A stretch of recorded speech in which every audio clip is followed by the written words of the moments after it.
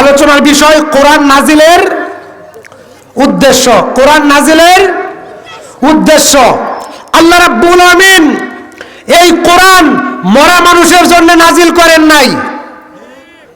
এই কোরআন মরা মানুষের জন্য নাজিল করেন নাই। এই কোরআন দোকানপাট উদ্বোধনের সময় তেলাওয়াত করতে হবে এজন্য এই কোরআন নাজিল করেন নাই। এই কোরআন মিলাদ কিয়ামের জন্য এই কোরআন নাজিল করেন নাই। এই কোরআন ঘর উদ্বোধনের সময় তেলাওয়াত হবে এজন্য এই কোরআন নাজিল হয় নাই। ঠিক না বা ঠিক? এই কোরআন কেন নাজিল হয়েছে, এই কোরআন নাজিলের উদ্দেশ্য কি, এটাই হবে আমার মূল আলোচনার বিষয়। যেহেতু আপনারা আমার সাথে কথা বলেছেন, আমি বুঝতে পেরেছি আপনারা কেউ মৃত নয়, সবাই জীবিত। বলি আলহামদুলিল্লাহ। কোরআন নাজিলের প্রথম উদ্দেশ্য গোটা দুনিয়ার মুসলমানদেরকে, অমুসলিমদেরকে, নামদারি মুসলিমদেরকে, মুনাফিক মুসলিমদেরকে কোরআনে কারীম প্রথম যে দাওয়াত দিয়েছে সেটা হচ্ছে ঈমানের দাওয়াত। কিসের দাওয়াত? ঈমানের দাওয়াত। কোরআন বলছে, আল্লাহ রাব্বুল আমিন জানিয়েছেন, ইন্নাল্লাযীনা তাদউনা মিন দুনিল্লাহি ইবাদুন আমসালুকুম।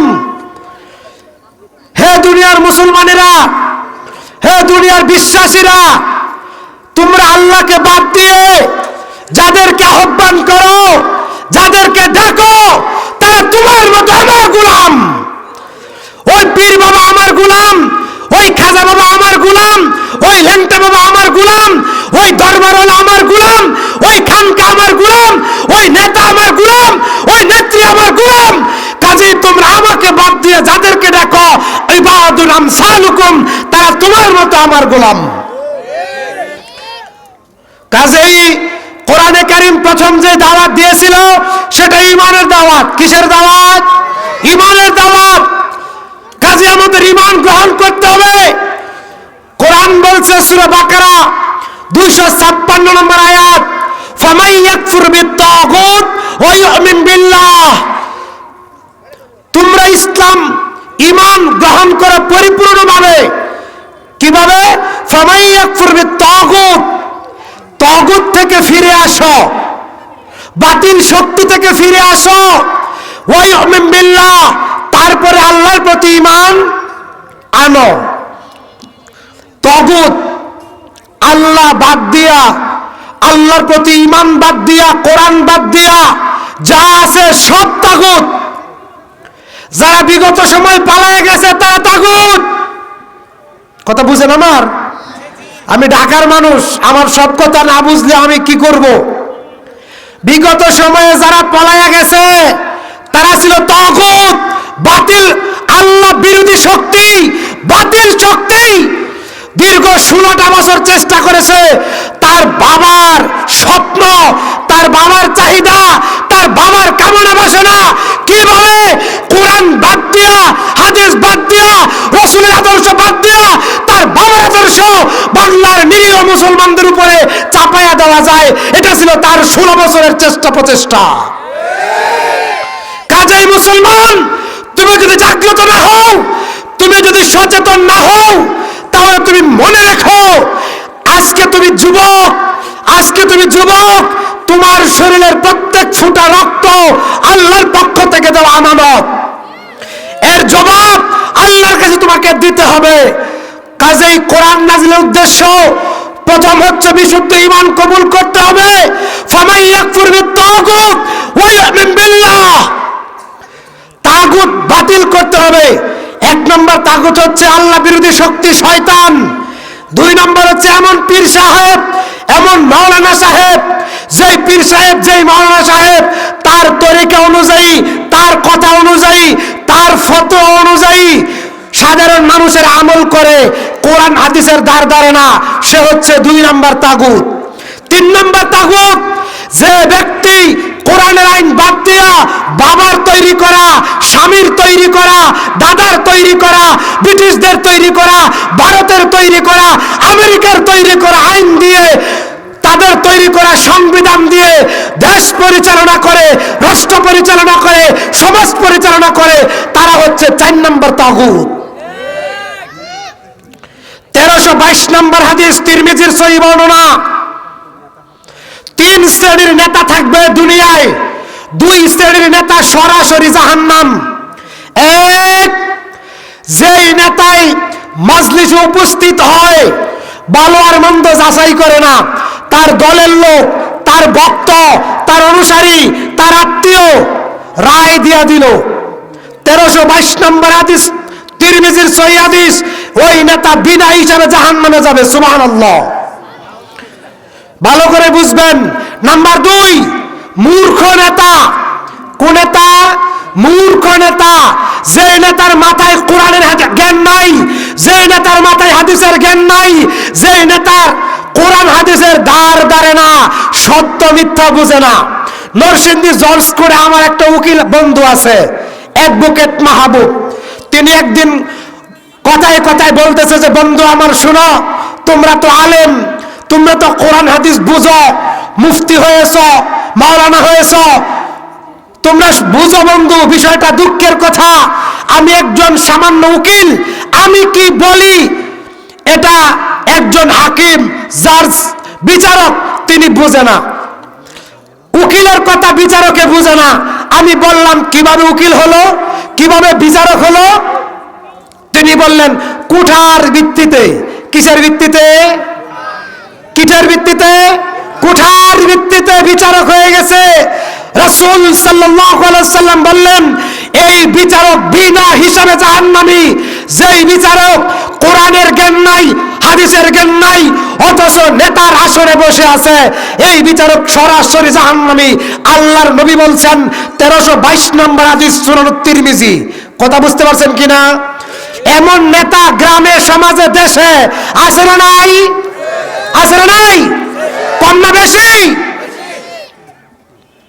নাম্বার 3, এই শ্রেণীর বিচারক জান্নাতে যাবে যেই শ্রেণীর নেতা কোরআনের আইন দিয়ে, হাদিসের আইন দিয়ে, ইসলামের আদর্শ দিয়ে সমাজ পরিচালনা করে, দেশ পরিচালনা করে, রাষ্ট্র পরিচালনা করে। এই সমস্ত নেতা আল্লাহ রাসূল সাল্লাল্লাহু আলাইহি ওয়াসাল্লাম ঘোষণা করেছেন তারা জান্নাতে যাবে। সুবহানাল্লাহ পড়েন। আলোচনার বিষয় কোরআন নাজিলের উদ্দেশ্য। কোরআন 1 নম্বর দাওয়াত নিয়ে এসেছে। যখন মানুষ শিরিক করত, আল্লাহর ইবাদত করত না, আল্লাহর গোলামি করত না, গাছের সামনে মাথা নত করত, পীরের দরবারে যাইতো, পীরের দরবারে সন্তান চাইতো, পীরের কাছে মুরিদ হইতো, পীরের কাছে বায়াত হইতো, আগুনের পূজা করত, শরীরের মধ্যে তাবিজ লটকাইতো। এমন ইমাম আছে না নাই? তাবিজ পরা দেয় আছে না নাই? এমন ইমাম আছে না জর্দা খায়? সেই সমস্ত ইমামের পিছনে সালাত হবে, তাদেরকে মসজিদ থেকে বের করে দিবেন ইনশাআল্লাহ। কোরআন কারীমের 1 নম্বর দাওয়াত, ফামান ইয়াকফুর বিত-তাগুত ওয়া ইউমিন বিল্লাহ, আল্লাহর প্রতি ঈমান আনবেন তাগুত মুক্ত। কি মুক্ত? তাগুত মুক্ত। 5 নম্বর তাগুত হচ্ছে গণতন্ত্র। গণতন্ত্র বুঝেন আপনারা? কি বুঝেন? Good. For the people, of the people, by the people. জনগণের জন্য, জনগণের পক্ষ থেকে, জনগণ সকল ক্ষমতার মালিক। কোরআন বলছে, আলা লাকুল খালকু ওয়াল আমরু, এই মানুষগুলোর স্রষ্টাকে, এই মানুষগুলোর স্রষ্টাকে, এই 7 আকাশের স্রষ্টাকে, এই জমিনের স্রষ্টাকে। বাংলাদেশে কি কোরআনের আইন আছে? আছে? বুঝে শুনে উত্তর দিবেন। কোরআনের আইনে বাংলাদেশ চলে? চলে না। কেন চলে না বলেন?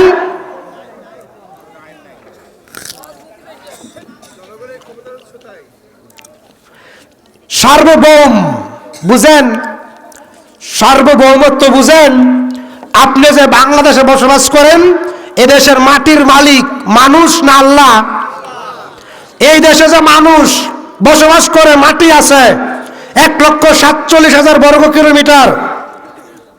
এই বর্গ কিলোমিটারের ভূমি, জমিনের মালিক মানুষ না আল্লাহ? আল্লাহ। আর আমাদের দেশের সংবিধানের অনুযায়ী এই ভূখণ্ডের মালিক, এই সার্বভৌমত্বের মালিক জনগণ। আর কোরআন বলছে আলা লাকুল খালকুল আমরু, সৃষ্টি যার, আইন চলবে তার। ইনিল হুকমু ইল্লা লিল্লাহ, বিধান দেওয়ার মালিক, আইন দেওয়ার মালিক কে? আল্লাহ। বাংলাদেশে মূর্তি আছে না নাই? আছে না নাই? মাজার আছে না নাই? মরা পীরের দরবার দরগা আছে না নাই? সব ভেঙে ফেলতে হবে। এই জমিন আল্লাহর, আল্লাহর আইনেই চালাইতে হবে, ঠিক না ঠিক? আল্লাহর আইনে যে দেশ চলে না, এটা একটা অন্ধকার, আমার কথা না। কোরআন বলছে সূরা ইব্রাহিম আয়াত 1, কিতাবুন আনজালনাহু ইলাইকা লিতুখরিজান নাসা মিনাজ যুলুমাতি ইলান নূর। কোরআন নাজিলের উদ্দেশ্য 2 নাম্বার, কোরআন নাজিলের পূর্বে মানুষ অন্ধকারে ডুবেছিল, জাহেলিয়াতে ডুবেছিল। মানুষ মানুষের পূজা করত, মানুষ মানুষের কাছে সাহায্য চাইত, মানুষ মানুষের কাছে মাথা নত করত। ফেরাউন কেন কাফের বলেন তো দেখি, জানেন কিনা? ফেরাউন কেন কাফের? এখানে তো আমি এসে যতটুকু জানতে পারলাম, এই এলাকায় অনেক বড় বড় শিক্ষিত, চাকরিজীবী, শিক্ষাবিদ, প্রফেসর, ইঞ্জিনিয়ার, অনেক শিক্ষিত মানুষ আছে। আপনারা বলেন তো ফেরাউন কেন কাফের?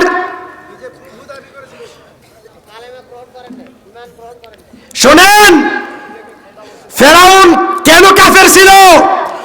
এই আকাশের মালিক আল্লাহ এই দাবি ফেরাউন করে নাই।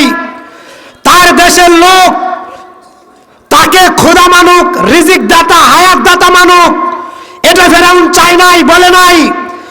তার হুকুমে চন্দ্র উড়ুক, সূর্য উড়ুক, এটাও ফেরাউন চায় নাই। ফেরাউন বলছিল এই মিশরের রাজা আমি, এই মিশর চলবে আমার আইনে। এটাই সে প্রভুত্ব কায়েম করতে চেয়েছিল, তার রাজত্ব, তার মুলক, তার মন গড়া আইন চালু করতে চেয়েছিল। এজন্য ফেরাউন কাফের। আরবিতে বলা হয় এটাকে রুবুবিয়্যাহ, তাওহীদে রুবুবিয়্যাহ। এজন্য ফেরাউন কাফের ছিল। আর যারা পালায়া গেছে কয়েকদিন আগে 5 আগস্টে, তারাও এজন্য কাফের। আবার যারা আসবে, ক্ষমতায় আসার আগে যারা লুটপাট শুরু করতেছে, তারাও এজন্য কাফের। কারণ এই জমিন আল্লাহ, এই জমিন আল্লাহর আইনে চলে না। বাংলাদেশে একটা নেতা বলছিল ক্ষমতায় আসার আগে যে আমরা শরীয়তের আইনে বিশ্বাসী না। শরীয়তের আইন মানে কোরআনের আইন, হাদিসের আইন, ইসলামের আইন। যারা কোরআনের আইনে বিশ্বাসী না, হাদিসের আইনে বিশ্বাসী না, তারা কি মুসলমান? মুসলমান? আপনি তো তার আনুগত্য করেন। সূরা আল ইমরান আয়াত 28, যে যার অনুসরণ করে ফাইন্নাহু মিনহুম, সে তাদের অন্তর্ভুক্ত। আবু জাহেল কেন কাফের? আল্লাহকে না মানার কারণে। আল্লাহকে না মানার কারণে আবু জাহেল কাফের। ভালো করে বুঝেন, এর নাম আকীদা, এর নাম তাওহীদ। আপনি কিসের আহলে হাদিস? আবু জাহেল সূরা আনকাবুত 61 এবং 63 নম্বর আয়াতে আল্লাহ বলছেন, হে নবী আপনি মক্কার কাফেরদেরকে জিজ্ঞেস করেন, ওয়ালাইন সালতাহুম, আপনি তাদেরকে জিজ্ঞেস করেন, মান নাযালা মিনাস সামাই মান, কে আকাশ থেকে পানি নাজিল করে? মক্কার কাফেররা বলছিল লা ইয়াকুলুনাল্লাহ, আল্লাহ। আলোচনার বিষয় কি? কোরআন নাজিলের উদ্দেশ্য। মক্কার কাফেররা বলছিল আকাশের স্রষ্টা আল্লাহ, জমিনের স্রষ্টা আল্লাহ, তাদের স্রষ্টাও আল্লাহ। কোরআন সাক্ষী দিচ্ছে মক্কার কাফেররা আল্লাহকে বিশ্বাস করে। তারপরেও তারা কেন কাফের? তারা আল্লাহর আইনকে মানে নাই। আল্লাহর আইন বুঝেন কি? কোরআন বলছে আস-সারিকু ওয়াস-সারিকাতু ফাকতাউ আইদিয়াহুমা। কোরআন নাজিলের উদ্দেশ্য তার আল্লাহর বান্দারা যেন চুরি থেকে বেঁচে থাকে। এজন্য চুরি করলে নারী হোক পুরুষ হোক তার হাত কেটে দিতে হবে। এই আইন আছে বাংলাদেশে? আছে? আপনি তো তাদের অন্তর্ভুক্ত, তাদের আনুগত্য করেন যারা আইন প্রতিষ্ঠা করতে চায় না। এই দেশ 55 বছর হয়েছে স্বাধীন হয়েছে, আলেমরা কি স্বাধীনভাবে কোরআনের কথা বলতে পারে? কথা বলেন।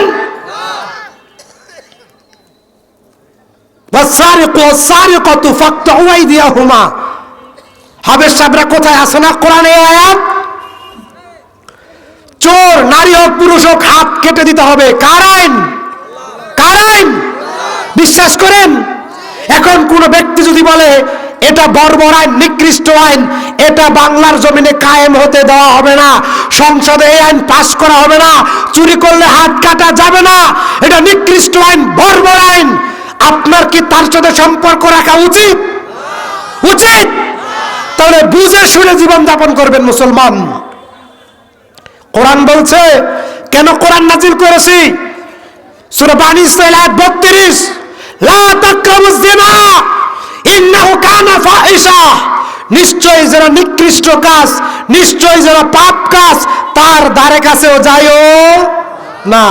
শিক্ষিত ব্যক্তিবর্গকে জিজ্ঞেস করতে চাই, এদেশের সচিবদেরকে জিজ্ঞেস করতে চাই, ডক্টর ইঞ্জিনিয়ারদেরকে জিজ্ঞেস করতে চাই, প্রফেসর শিক্ষাবিদদেরকে জিজ্ঞেস করতে চাই, আপনি কি এদেশের সংবিধান পড়াশোনা করেছেন? করেন নাই। লা তাকরাবুজ জিনা, জিনার ধারে কাছেও যাও না, ইন্নাহু কানা ফাহিশা, নিশ্চয় এটা পাপ কাজ। জিনা কি পাপের কাজ না সওয়াবের কাজ? সওয়াবের কাজ। সুবহানাল্লাহ পড়েন। কি পড়তে হবে? নাউযুবিল্লাহ। জিনা পাপের কাজ। ঢাকা শহরে 500 টাকার বিনিময়ে যৌন চাহিদা পূরণ করা যায়। আবাসিক হোটেল আপনারা চিনেন, জানেন? আর আমার দেশের সংবিধানে রয়েছে, যদি কোনো আবাসিক হোটেলে সরকারি অনুমোদন থাকে, লাইসেন্স থাকে, তাহলে সরকারি আইনে, বাংলাদেশের সংবিধানে এটা বৈধ। আর কোরআন এটাকে হারাম করেছে। আমার দেশে যারা ক্ষমতায় ছিল তারা এটাকে হালাল করেছে। ফেরাউন যেই কারণে কাফের, আবু জাহেল যেই কারণে কাফের, এই আইন যারা সংসদে বসে পাস করলো তারা একই কারণে কাফের। ঠিক ঠিক করেন মিয়া, আপনিও তো তাদের সাথে সম্পর্ক আছে। ঠিক ঠিক করেন মিয়া। যেটা পানিতে হয়, যেটা খেত পানি দিলে হয়, আর যেটা পানি দিলে ভাইসা থাকে, দুটো তো একই কথা। কথা বুঝতে পারছেন আমার? পানি দিলে যেটা হয় আর পানি ফেলে যেটা ভাইসা থাকে, দুটো তো একই কথা। আপনাকে ফিরে আসতে হবে কোরআনের ছায়াতলে। কিসের ছায়াতলে? কিসের? কোরআনের।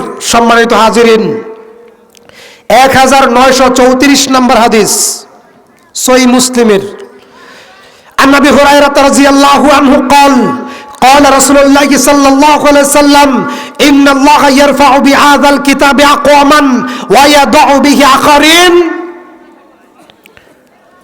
إن الله নিশ্চয় আল্লাহ তাআলা ইয়ারফাউ বিহাযাল কিতাবি আকওয়ামান, এই কোরআন দ্বারা কোন জাতিকে আল্লাহ তাআলা সম্মানিত করেছেন।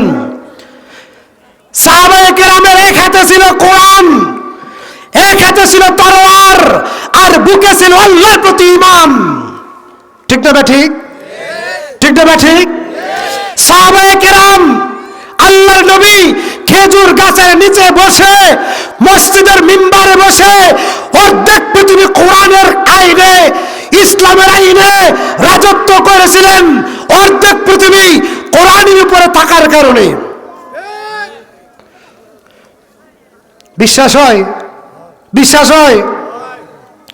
ইন্নাল্লাহ ইয়ারফাউ বিহাযাল কিতাবি আকওয়ামান ওয়া ইয়াদউ বিহি আখারিন, এই কোরআন দ্বারা কোন জাতিকে আল্লাহ তাআলা সম্মানিত করে।